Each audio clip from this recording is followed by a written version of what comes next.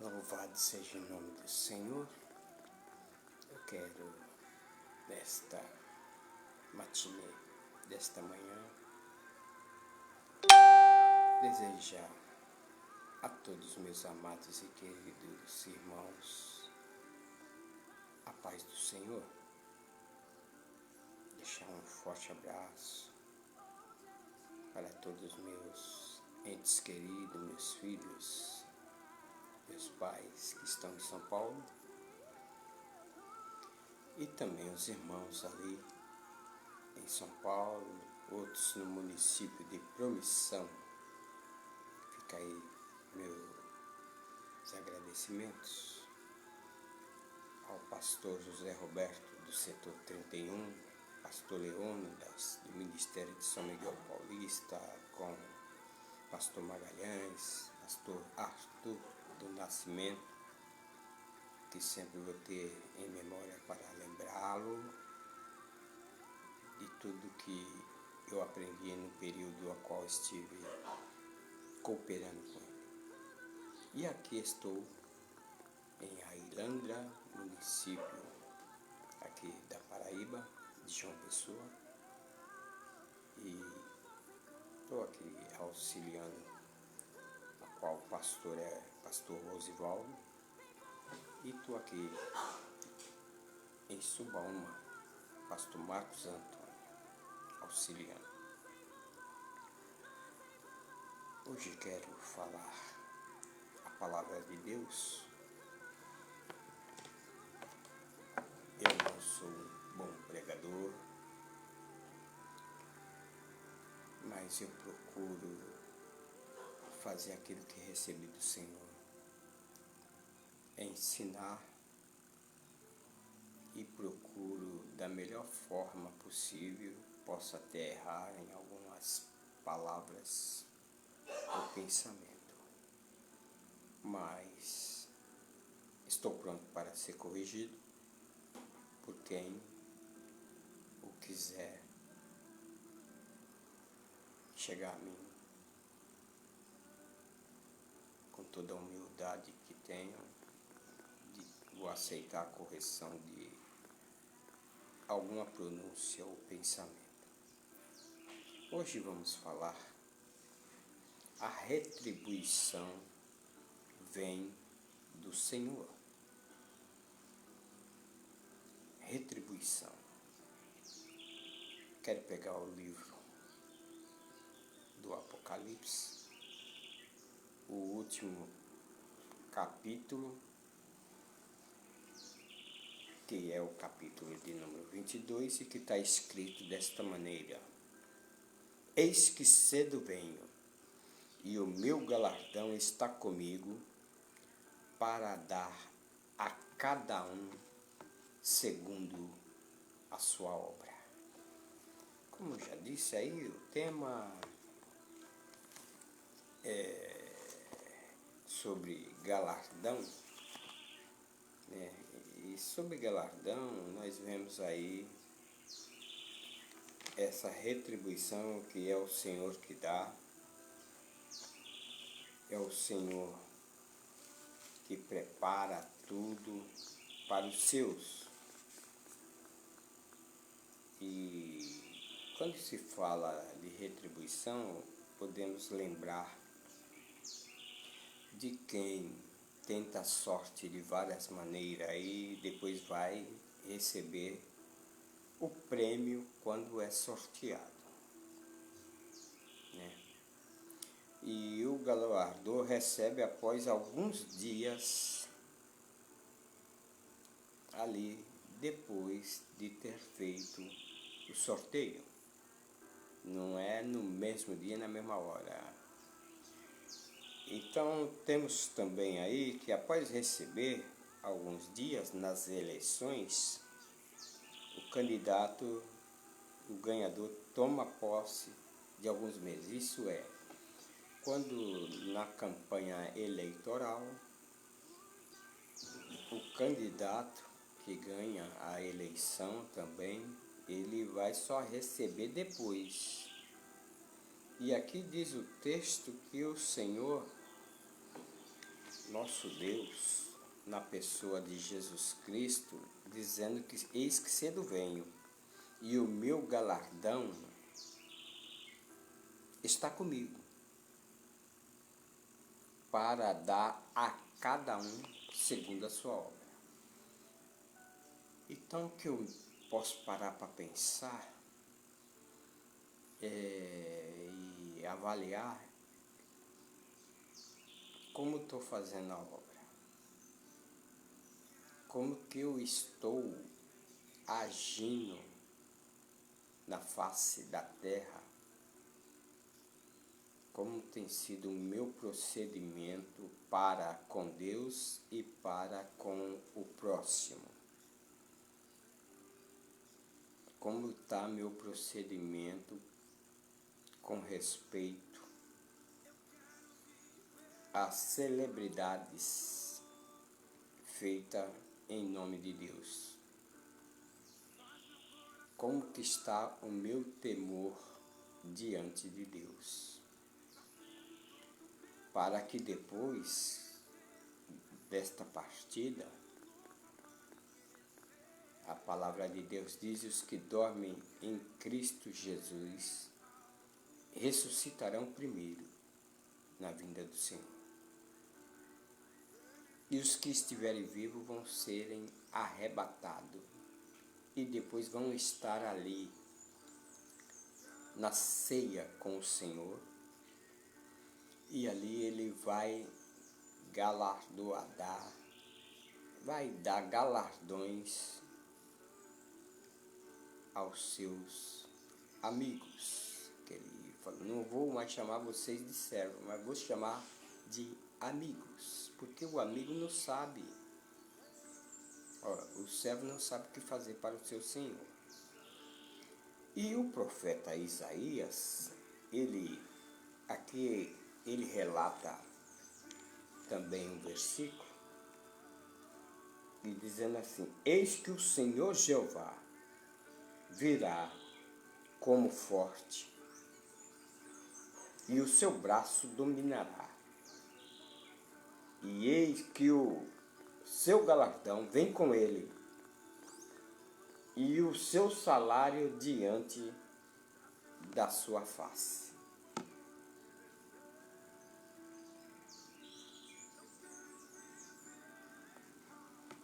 Então, o profeta, já sendo usado por Deus, ele diz que o galardão está na mão também. Quando fala Jeová, é um nome dado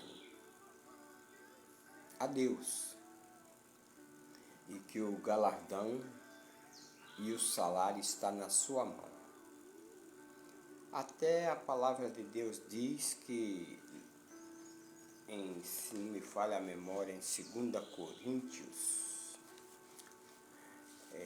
no capítulo de número 3, se não me falha a memória, fala, na palavra, né, em 2 Coríntios, se não me falha a memória,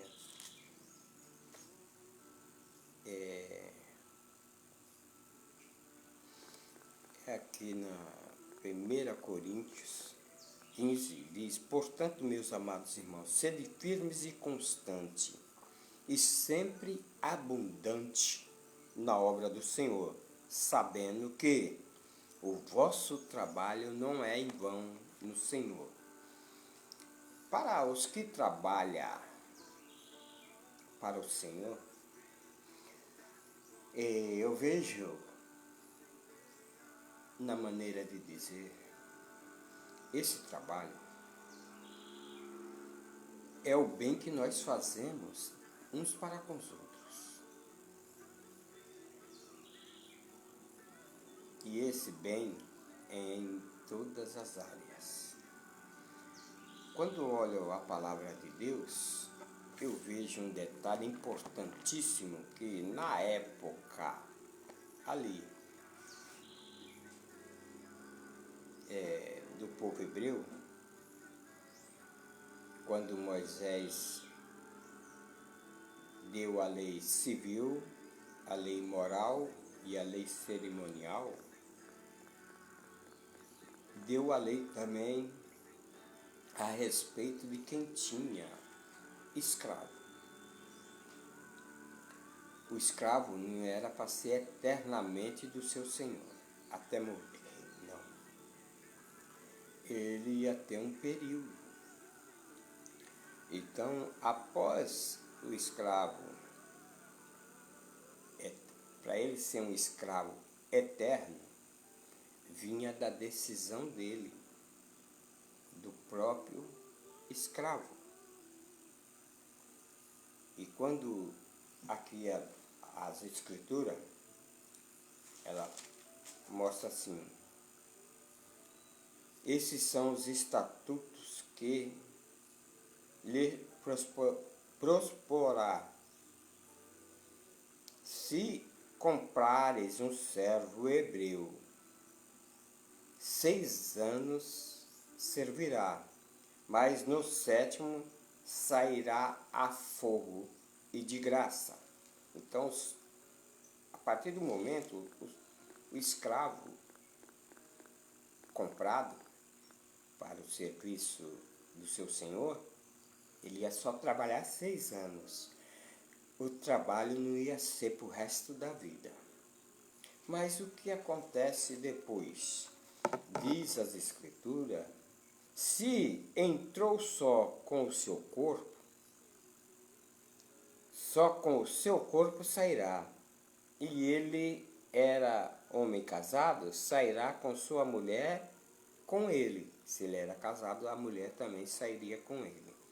E se o seu senhor lhe houvesse dado uma mulher, e ela lhe houver dado filhos ou filhas, a mulher e os seus filhos serão também do seu senhor, e ele sairá só com o seu corpo. Olha bem, que situação difícil. Se o senhor dá uma mulher para o escravo, e essa mulher dá filhos e filhas para esse escravo, e chegou a hora dele vencer o prazo dele ali, os 6 anos, dele ficar livre, ele sai só, mas fica a mulher e os filhos. Que situação difícil, né?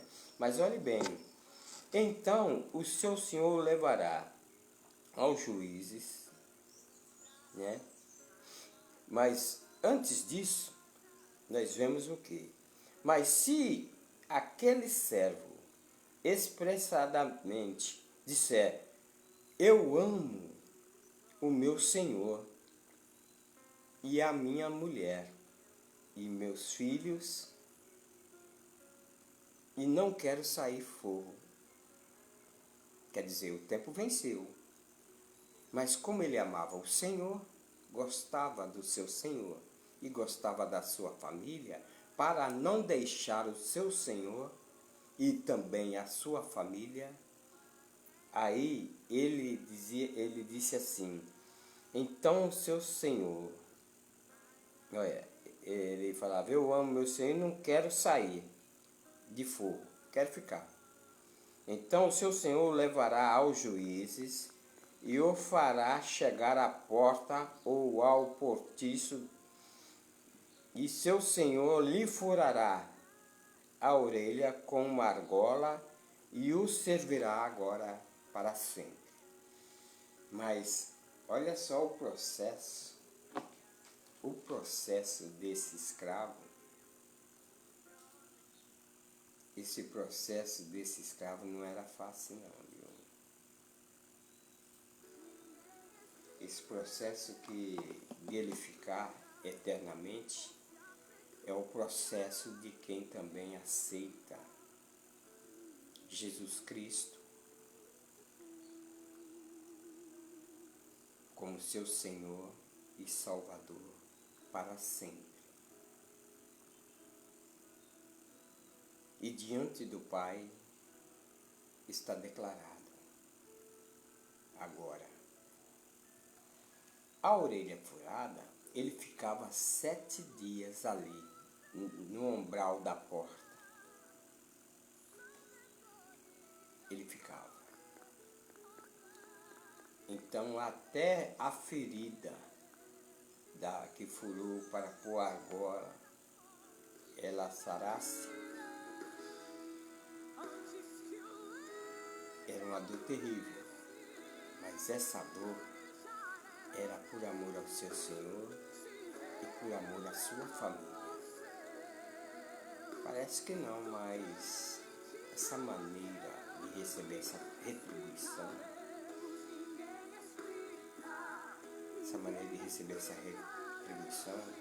com todo esse sacrifício e dor, é por amor ao Senhor e por amor à família. E quem não tem amor por Deus,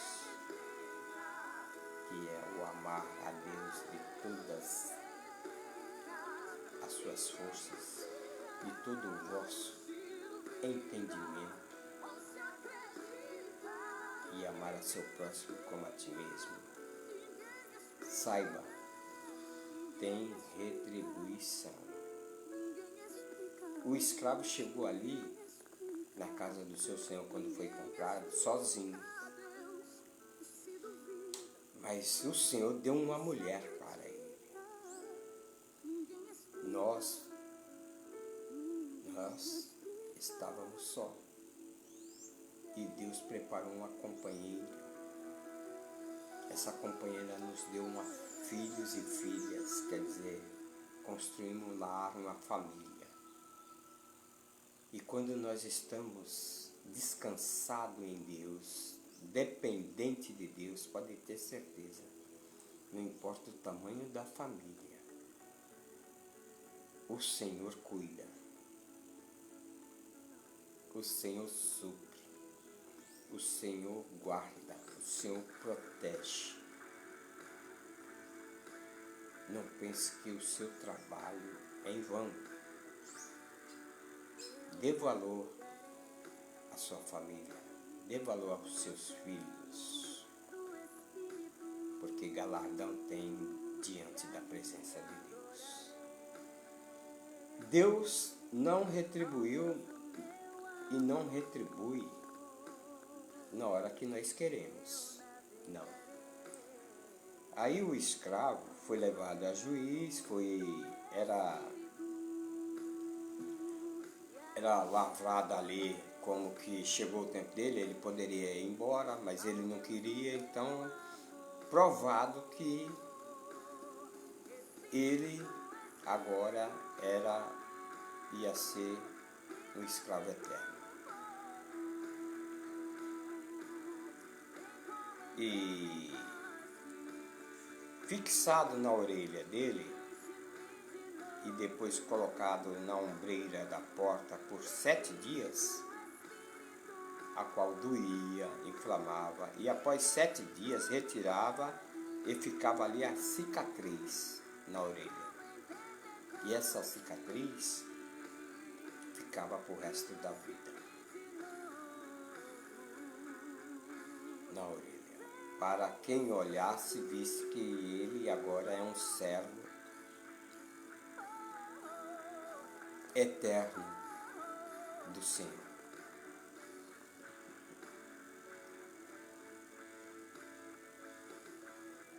Agora tem as marcas, como disse Paulo, porque eu não me inquieto, porque agora eu trago no meu corpo as marcas de nosso Salvador Jesus Cristo. Ter as marcas de Cristo na vida. Tudo bem. Vamos narrar um outro capítulo aí, para nós entendermos que Deus, ele dá galardão. Quando nós olhamos na carta, ou no livro de 1 Samuel, nós vamos entender uma coisa. Aí no capítulo 17, 51 e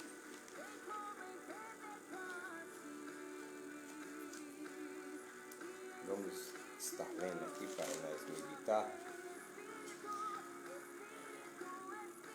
Aqui diz o texto: Davi encontra-se com o gigante e mata-o. Quando nós vemos aqui o 51, pelo que correu Davi e pôs-se em pé sobre os filisteus, e tomou a sua espada e atirou da bainha e o matou. Isso é, Davi, após ele ter derrubado o gigante, que ele tinha pego umas pedrinhas, e o gigante Golias, com a armadura fora do comum. A brecha que tinha era o local mínimo para ser ali acertado. Aí Davi, ele apressou-se e correu ao combate, a encontrar-se com o filisteu. E Davi meteu a mão no alforje e tomou dali pedra, e com a funda lá atirou e feriu, bem num único ponto que estava desprotegido. Porque a armadura que ele tinha estava protegendo bem o corpo todo, mas só tinha esse local. E Davi acertou o local certo.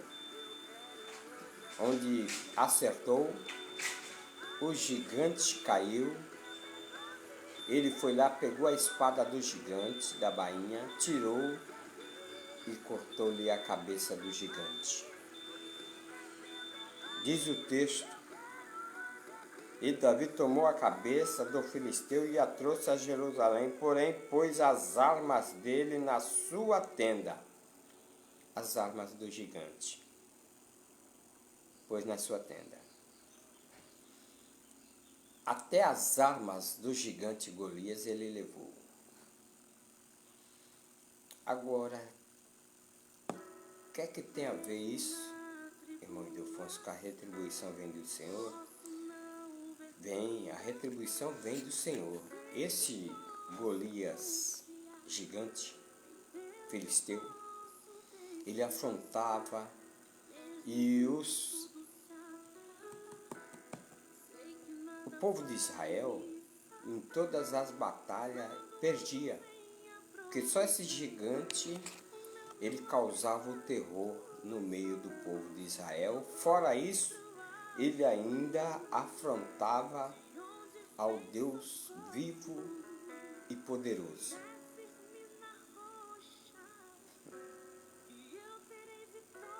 Aí nós vamos ver o seguinte: Davi era pequenininho, era um jovem de pequena ainda estatura. Quando nós observamos a maneira de Davi, diz o texto, olha, Davi era o menor e os 3 maiores seguiram a Saul. Davi era o menor da casa de Jessé. Aí no versículo 14 do capítulo 17, diz que ele era o menor da casa. Pequeno da família. Agora, o seu prêmio por matar Golias era a espada de Golias, que pesava 49 quilos. Quando nós vemos aí,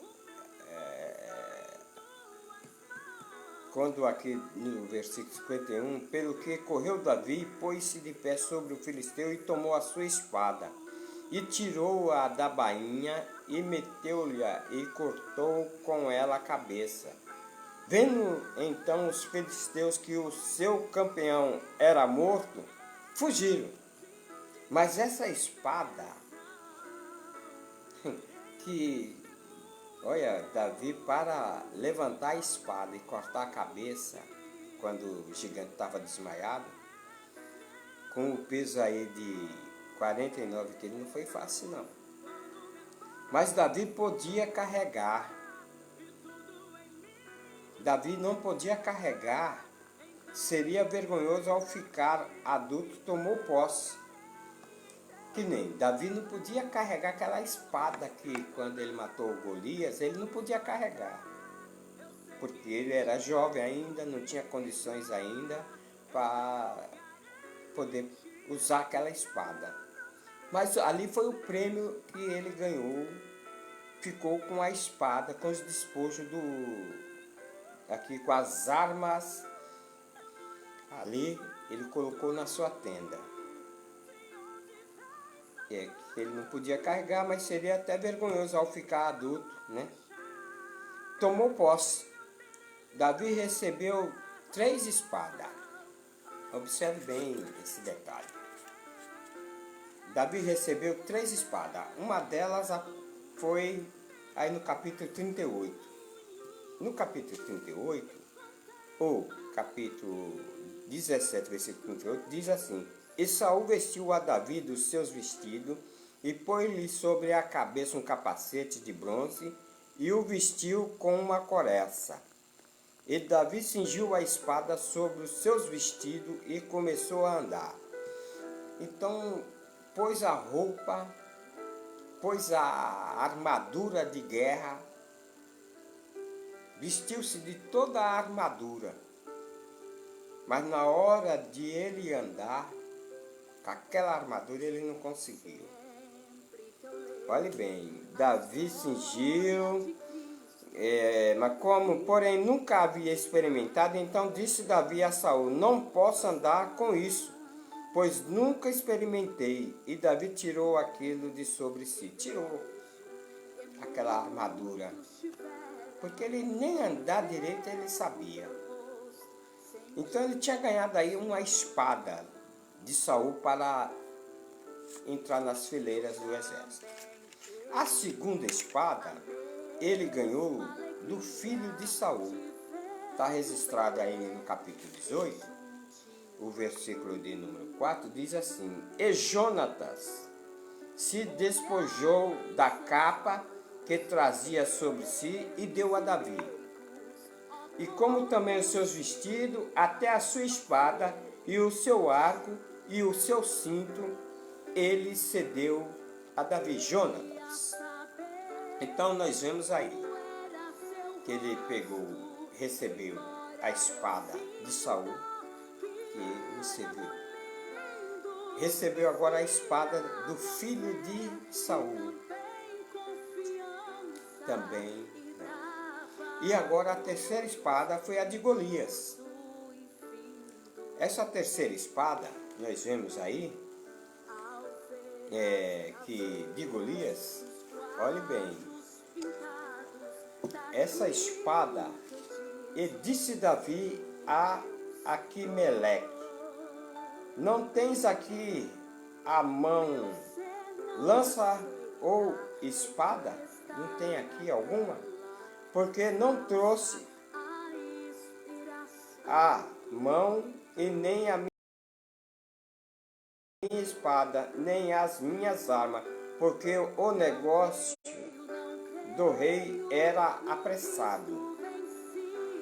E disse o sacerdote: A espada de Golias, o filisteu, a quem tu feristes no vale do Carvalho, eis que ela está envolta num pano detrás do efode. Se tu a queres tomar, toma, porque nenhuma outra há senão aquela. E que disse Davi: Não há outra semelhante, então me dá ela. Então ele foi ter aí com Aquimeleque, e como não tinha nenhuma outra espada no momento, aí foi comunicado da espada que estava ali guardada com o seu éfode. Aí ele falou: Então me dá essa espada. Então o prêmio está guardado no éfode. A espada de Davi estava ali junto com o éfode. Era o instrumento de tocar. Davi precisava ter experiência ainda com Deus. Ele tinha sido ungido rei, mas não pôde tomar posse. Ele só veio tomar posse bem depois. Diz o texto aí que, no capítulo 5, então todas as tribos de Israel vieram a Davi, a Hebrom, e falaram dizendo: eis-nos aqui teus ossos e a tua carne somos. Se renderam, o povo agora se rende dizendo: eis aqui os teus ossos e a tua carne somos. E também dando sendo Saul ainda rei sobre nós, era tu, e que saía e entrava em Israel, quer dizer, saía para as pelejas e entrava. E também o Senhor lhes disse: tu apacentarás o meu povo de Israel, e tu serás chefe sobre Israel. Então observe bem.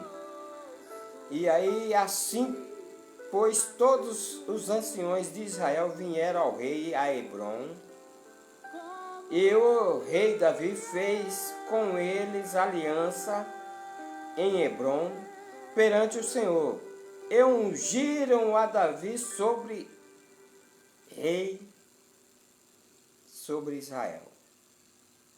Da idade de 30 anos era Davi, quando começou a reinar. 40 anos reinou, quer dizer, 70 anos estava Davi, reinou.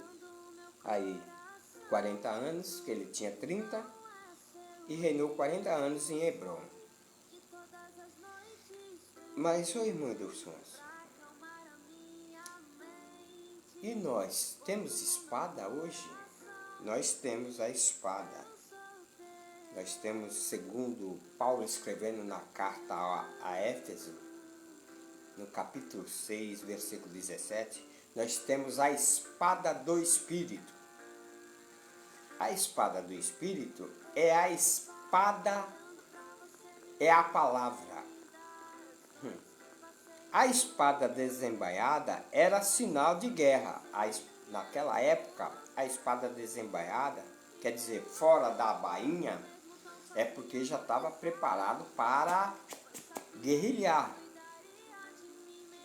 Isso, lá no livro do Gênesis, mostra que a espada desembainhada era para a guerra. Quando nós vemos aí Gênesis, capítulo 40, do versículo 14, porém, lembra-te de mim quando te for bem, e rogo-te que uses comigo de compaixão e que faças menção de mim a Faraó, e faze-me sair desta casa.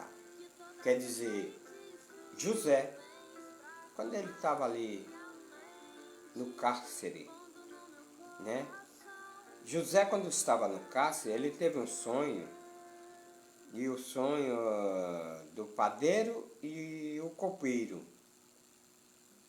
E aí no versículo 21 diz assim: e fez tornar o copeiro mor ao seu ofício de copeiro, e este deu o copo mas na mão de Faraó.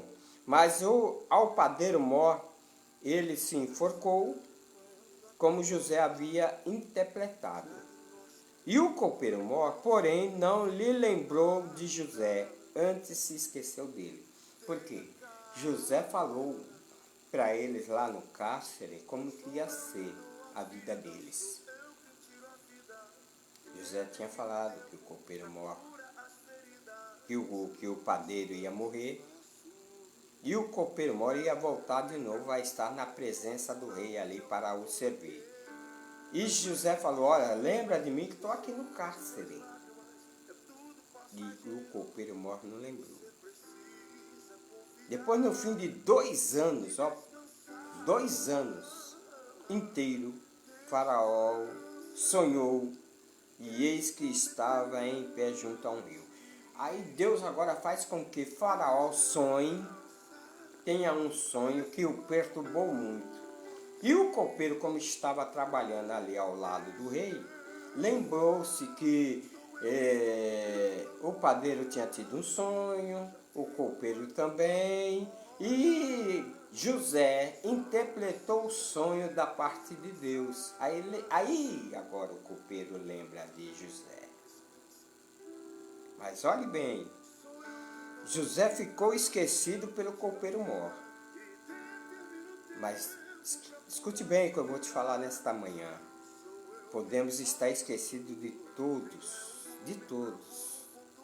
dos familiares, as pessoas que nos cercam, no teu ministério, a igreja que tu congrega e agradece a Deus junto com os irmãos, o teu pastor ou pastor presidente da tua congregação pode te esquecer. Os teus vizinhos podem te abandonar. Mas Deus não esquece, porque o nosso trabalho não é em vão para o Senhor. Observe bem, na vida de José, quando nós observamos a palavra de Deus, ela nos relata, aí na carta aos Hebreus, aí no capítulo de número 6, diz o seguinte: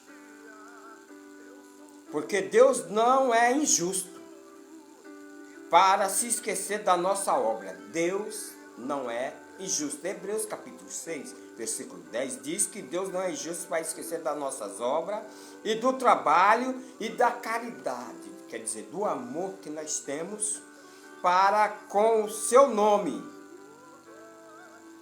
Mostraste enquanto servistes ao santo e ainda o serve. Isso Paulo falando, aqui a gente deve falar Paulo, porque Paulo que tinha esse jeito, mas a carta aos Hebreus não tem o autor, não está identificando, mas pelas palavras a gente parece que sente Paulo falando. Mas aí o versículo 11 diz assim: mas desejamos que cada um de vós mostre o mesmo cuidado até ao fim, para a completa certeza da esperança, para que não vos façais negligentes, mas sejais imitadores do que pela fé e paciência herdaram as promessas. A promessa para mim e para ti. Escute bem, quando nós olhamos também o profeta Isaías aqui, ele diz assim, profeta Isaías, aí no capítulo de número 49, diz o seguinte, versículo 15, 49, que pode uma mãe ou pode uma mulher esquecer tanto dos seus filhos que cria, e que não compadece dele, do filho do seu ventre. Mas ainda que esta esquecesse, eu todavia não esquecerei de ti. Eis que nas palmas das minhas mãos tenho gravado, os teus murros estão continuamente diante de mim. Quer dizer, Deus sabe, Deus vê, nas mãos dele, segundo o profeta diz, que está esses nossos murros, os nossos clamores, os nossos pedidos diante de Deus. E sabendo que não está esquecido, você não está esquecido, a tua recompensa chegará. Aguarde. Então, nós vemos o seguinte: as tribulações nos empurram para a experiência, né? E recebemos contra as esperanças nos momentos que precisamos adquirir a experiência com Deus para ter as vitórias. Quando nós começamos a ter tribulação, aflição, Não esquenta a cabeça não. Aguenta. Você vai adquirir experiência, a esperança. A esperança é o desejo chegado. É a expectação de um bem que se deseja. A esperança vem, quer dizer, a recompensa bate na tua porta. Talvez esteja batendo hoje aí a recompensa na tua porta. Porque a recompensa de Deus, ela chega. E chega na hora certa. Quando nós olhamos aí o salmista Davi, mas parece-me que Salomão ele falou assim, olha, a esperança demorada enfraquece o coração, mas o desejo chegado é a árvore da vida. Ela enfraquece quando demora, mas quando chega é árvore da vida, é só bênção, é só glória, é só aleluias. A recompensa chega. Mas observe bem, quando nós vemos aí também o salmista Davi, ele fala assim, olha como o salmista Davi se expressa aí. No Salmo de número 119, versículo 116, diz assim, sustenta-me, Senhor, conforme a tua palavra, para que viva, e não me deixes envergonhado na minha esperança. Não pode, a esperança, segundo o ditado popular, que ela é a última que morre. Tua esperança, o teu galardão pode estar engavetado, está na gaveta. Mas quando abrir a gaveta, a esperança está aí. A tua esperança, ela vai chegar. O teu galardão vai chegar. O que você tem feito, o teu trabalho, não tem sido em vão ao Senhor. Espera. Deus está te sustentando hoje. Muitos crescem com a ajuda, recebem honras, mas Deus, ele resiste a tudo. Não pense que passe nada batido diante dos olhos de Deus. Quando nós observamos o versículo 18 dos Salmos, diz assim, eis que os olhos do Senhor estão sobre os que o temem, sobre os que esperam a sua misericórdia. Quem está esperando em Deus pode ter certeza. A vitória chega, o galardão chega.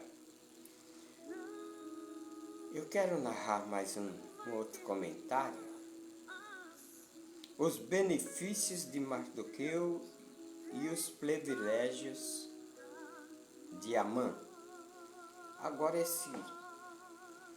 esse relato aqui, quando se fala de receber galardão, nós vamos observar aqui benefícios e privilégios.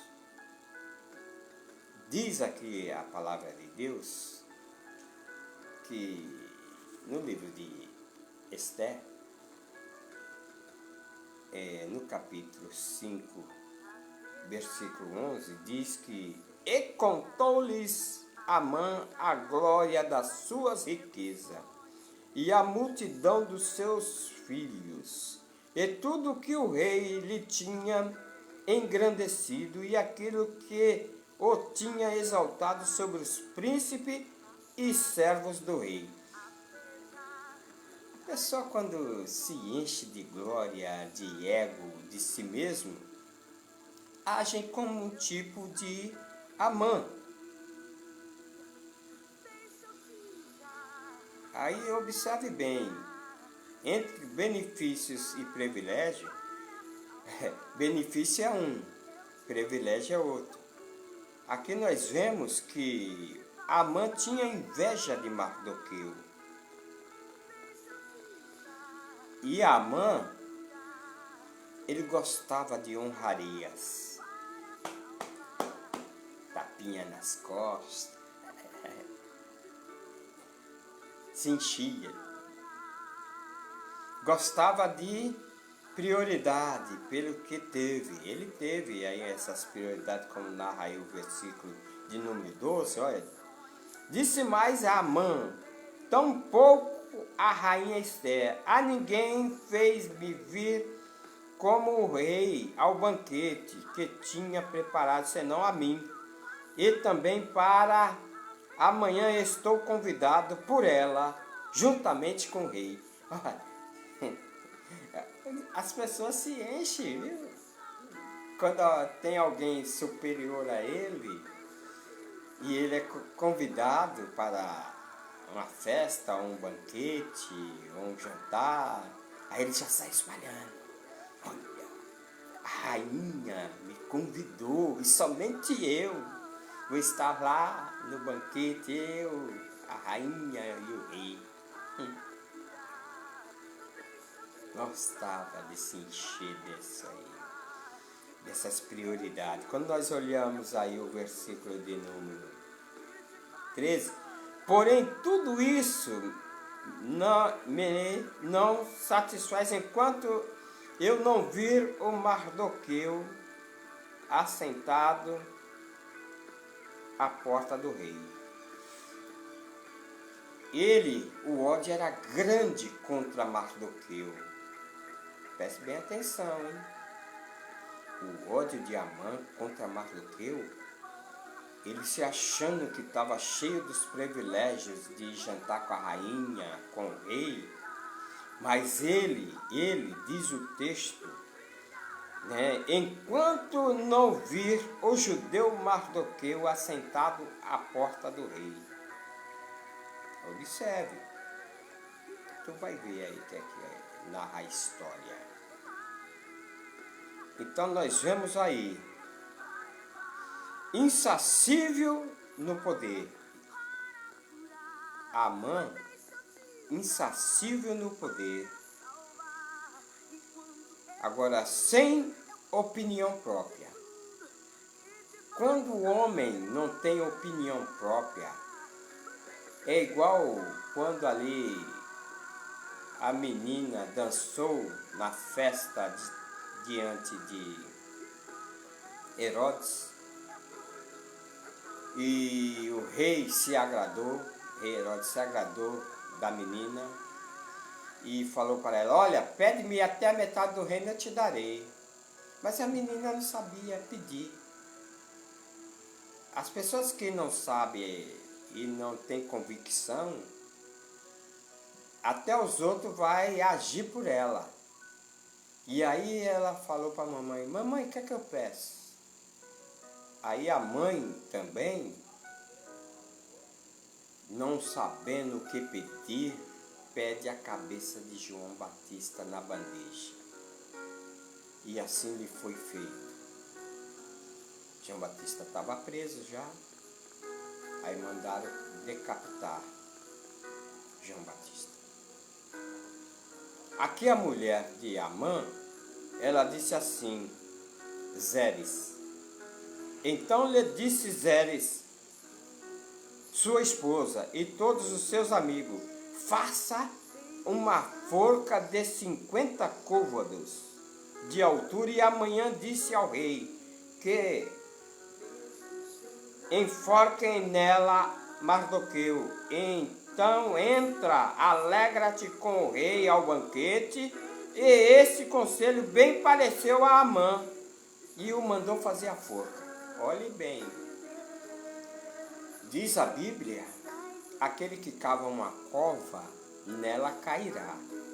Ele não sabia.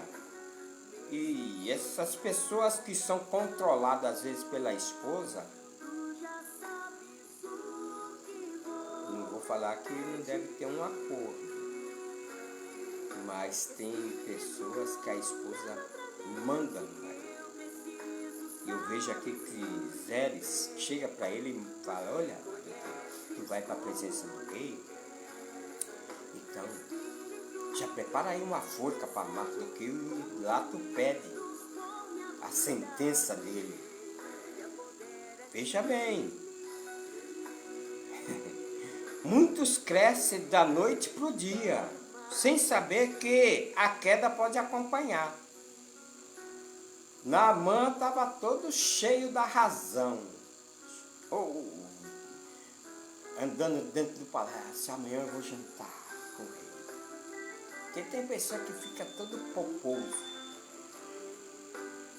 e até humilha outros. Mas a palavra de Deus diz o seguinte, o profeta Isaías diz o seguinte, olha o que diz o profeta Isaías: desvia-vos do caminho, apartai-vos da vereda, fazei que deixe de estar o Santo de Israel perante nós. Pelo que assim diz o Senhor, o Santo de Israel, visto como rejeitastes essa palavra e confiaste na opressão e na perversidade, e sobre vós vos estribais, por isso esta metade vos será como a parede fendida, que já forma barriga desde o mais alto sítio, e cuja queda virá subitamente em um momento só. A queda virá subitamente, e ele quebrará como se quebra o vaso do oleiro, e quebrando não se compadecerá, e não se achará entre os seus pedaços um que sirva para tornar fogo no lar, ou tirar argila da poça. Não ia ter mais serventia para nada. Quando nós olhamos também o livro dos Salmos, ele relata também aqui algo importantíssimo. No capítulo de número 16,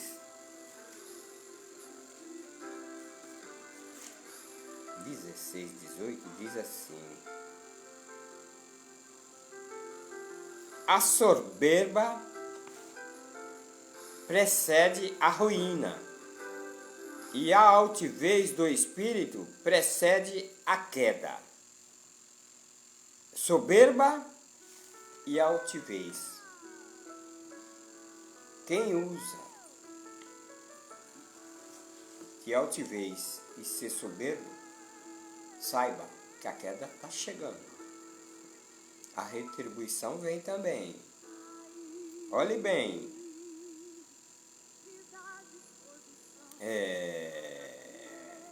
Ele, sem opinião própria, pede para Zeres e ela aconselha ele de fazer a forca. Tudo bem. Mas aí nós vemos aí, no capítulo de número 6 de Esther, no versículo de número 13, diz o seguinte, olha bem: e contou Amã a Ceres, a sua mulher, e todos os seus amigos, tudo quanto lhes tinha sucedido. Então os seus sábios e Ceres, a sua mulher, lhes disseram: se Mardoqueu, diante de quem já começastes a cair, e da semente dos judeus, não prevalecerás contra ele, antes certamente cairás perante ele. Ele se achava. Mas olhe bem, os que querem ver a queda, precisam saber. Os que querem ver a queda de alguém, ou alguém que quer ver a sua queda, saiba, nós temos um rei. Rei dos reis, Senhor dos senhores. Os que querem ver a queda precisam saber que o rei, ou que Deus, está lendo as crônicas hoje. Observe bem. Diz o texto: naquela mesma noite fugiu o sono do rei. Então mandou trazer-lhe o livro das memórias, das crônicas, e lhe leram diante do rei. Agora o rei não consegue dormir. E nisso que ele não consegue dormir, ele fala: manda trazer aí o livro das memórias, o livro das crônicas. Lê para mim aí. Porque Deus sabe de tudo, Deus sabe. O teu trabalho não é vão. Escute bem. Benefícios e privilégios. Mardoqueu sempre esteve à porta do rei, como registra aí no capítulo 4 do livro de Esther. Está registrado que saindo ataque a Mardoqueu à praça da cidade que estava diante da porta do rei. Ele sempre estava ali na porta do rei e passava sempre às vezes no pátio para instruir quem? A sua sobrinha Esther. Ele sempre procurava instruir ela, que ela estava agora na presença do rei. Nós vemos aí no capítulo de número 2, quando olhamos aí o verso: e passeava Mardoqueu cada dia diante do pátio da casa das mulheres, para lhe informar de como Esther passava e do que lhes sucedia. Ele orientava sua sobrinha. Mardoqueu na porta sempre ouvia e via comentários, porque fofoqueiro, ele não observa isso. Ele sai fofocando, sai falando mal da vida alheia, sai tentando prejudicar a vida do seu próximo e não observa as pessoas que estão em volta. E Mardoqueu estava ali, vendo. Mardoqueu estava ali vendo tudo que se passava ali na porta. Tudo que acontecia. Então observe bem, no capítulo 4 aí, versículos 6, 7 e 8, diz assim: o 7, Mardoqueu lhe fez saber tudo quanto lhes tinha sucedido, como também a oferta da prata que Amã dissera e daria para os tesouros do rei, pelos judeus, para lançar e perder. Também lhes deu a cópia da lei escrita, que publicara em Susã para os destruir e para mostrar a Esther e fazer saber, para que lhes ordenasse que fosse ter com o rei e lhes pedisse e suplicasse na presença pelo seu povo. Agora aí ele chega para a rainha e fala tudo o que estava acontecendo, a trama que estava ocorrendo contra o povo de Israel. E ela estava na presença do rei, então ele fez ela saber o que estava acontecendo. Por isso que ela vai agora, ela faz um jejum com todos os judeus. Proclama, porque iam ser mortos pelo esse Amã. Ia ser, até Mardoqueu, que sempre estava na porta do rei, ia ser enforcado.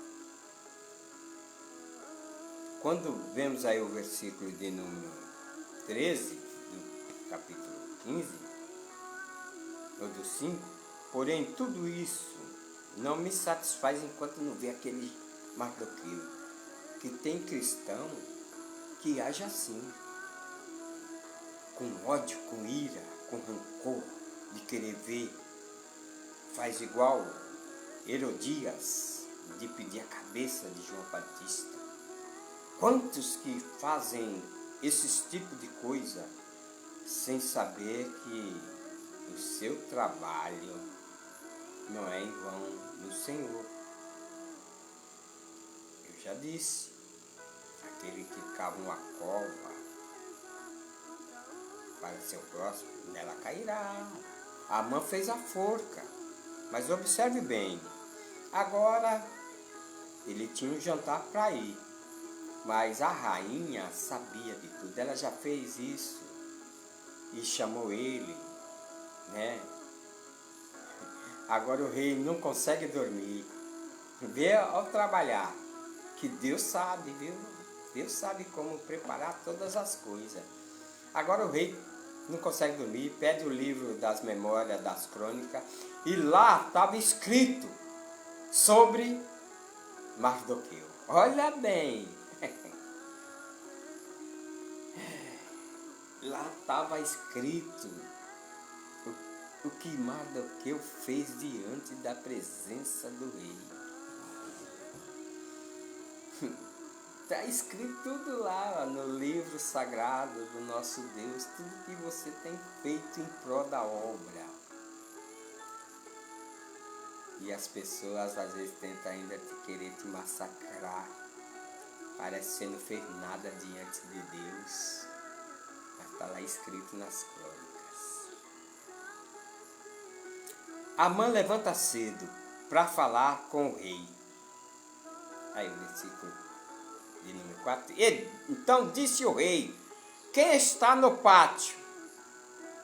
E Amã tinha entrado no pátio exterior do rei para dizer ao rei que enforcassem a Mardoqueu na forca que ele tinha preparado. Ele foi para lá para falar para Mardoqueu. Ele entra ali, aí veja bem, Amã levanta cedo para ir lá falar com o rei. O rei questiona. E os mancebos do rei disse-lhes: eis que Amã está no pátio. E disse o rei que entrasse. O ambicioso Amã, que nem hoje na obra de Deus, onde tem ministério, onde tem cooperadores, diáconos, presbíteros, evangelistas, pastores superiores, de um querer tirar, de um querer impedir a posição do outro. Tem uns Amã que surgem na história, na vida das pessoas que servem a Deus, tanto obreiro ou não, tanto membro ou não. O ambicioso Amã, diz o verso aí, olha bem, entrando Amã, o rei lhes disse, porque ele leu as crônicas, o rei leu as crônicas, o rei sabe bem da tua vida, do teu trabalho que tu tem feito na obra. O rei viu o que já tu fez diante da presença dele. Aí o rei lhes disse para Amã: o que se fará ao homem cuja honra o rei se agrada? Então Amã disse-lhes no seu coração: a quem agradar ao rei, para lhe fazer honra mais do que a mim. Ele já lembrou dele. Oh, sou eu esse homem. Sou eu esse homem que o rei se agrada. Oh.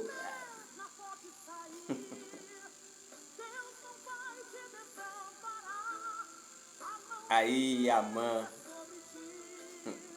esse Amã, que já abordemos aí, que gostava de honrarias. Aí, pelo que disse Amã ao rei: ó homem cuja honra o rei se agrada, Traz o vestido real do que o rei costuma vestir. Monte também o cavalo em que o rei costuma andar montado e ponha-lhe a coroa real na sua cabeça. E entregue-se o vestido e o cavalo na mão de um dos príncipes do rei, dos maiorais dos senhores, e vistam dele aquele homem cujo honra se agrada, e levem no cavalo pelas ruas da cidade, e apregoe diante dele. Assim se fará o homem cuja honra o rei se agrada. Ele pensou, esse homem sou eu. Pessoal, quando gosta de honraria, não é fácil, não. Quando a pessoa gosta de ser paparicado, gosta de ser bem visto,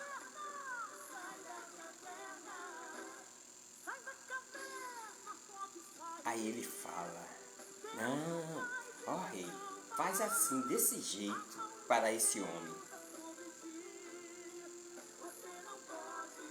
O ambicioso Amã. Agora, a decepção é grande. Olha só a decepção. Ele falou para fazer tudo daquela forma, né? Então disse o rei a Amã, apressa-te, toma o vestido e o cavalo, como me dissestes, e faz assim para com... Faça assim para com o judeu Mardoqueu, que está sentado à porta do rei, coisa nenhuma deixasse cair de tudo quanto disseste. Olha, tudo que tu falou aí que era para fazer para o homem cuja o rei se agrada, tu fazes agora esse. Mas a esse quem? Senhor. É ao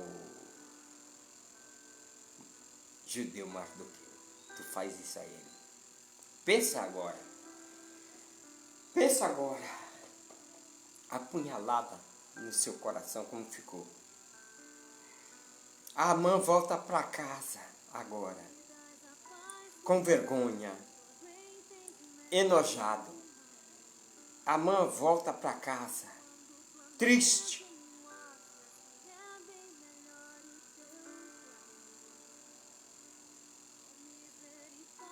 A Amã voltou para o caído pelos feitos do rei. Olha bem, ele tinha feito uma cova. E nesse jantar que ele foi, que a rainha convidou ele, a rainha chega para o rei e fala, olha bem, o rei chega para a rainha e fala, nesse jantar que convidou esse ambicioso, disse assim para Esther, disse o rei a Esther no banquete do vinho, qual é a tua petição? Se dará.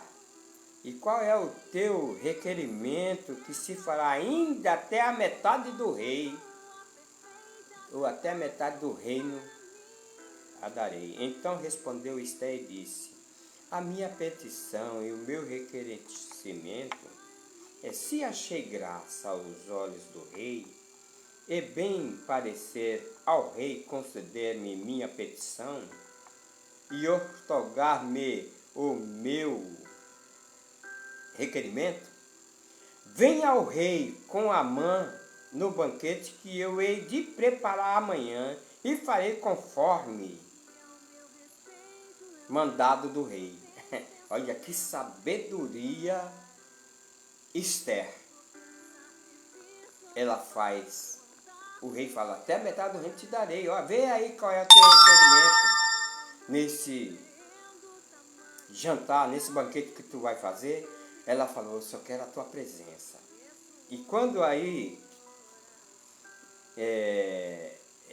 ele diz assim, venha o rei com Amã ao banquete que lhes tenho preparado amanhã, farei conforme o mandamento do rei. Então saiu Amã naquele dia alegre e de bom ânimo.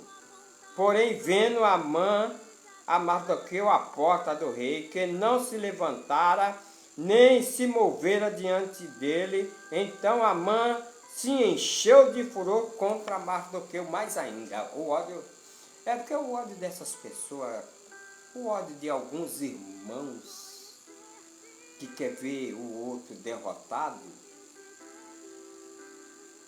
por tudo, o ódio cresce demais. Às vezes ele não consegue nem ver.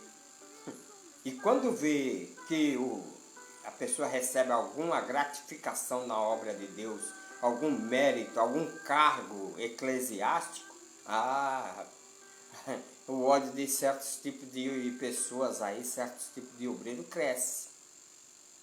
Mas aqui Amã, quando veio para o jantar, a qual o rei tinha lido,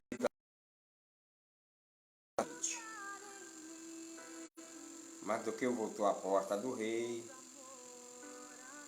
Amã voltou,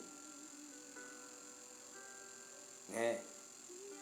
E diz o texto que assim que agora ele se entristece porque o rei falou, como que faria para honrar aquele a quem o rei se agradava. Ele achou que era ele. Aí veio a decepção, que era para ele fazer assim com Mardoqueu. E aí nós observamos aí o capítulo de número 7.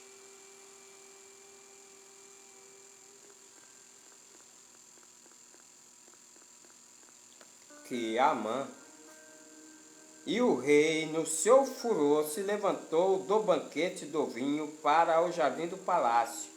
E Amã pôs-se em pé para rogar a rainha Esté pela sua vida, porque viu que já o mal que lhe era determinado pelo rei. E tornando, pois, o rei do jardim do palácio, a casa do banquete do vinho, Amã tinha caído prostrado sobre o leito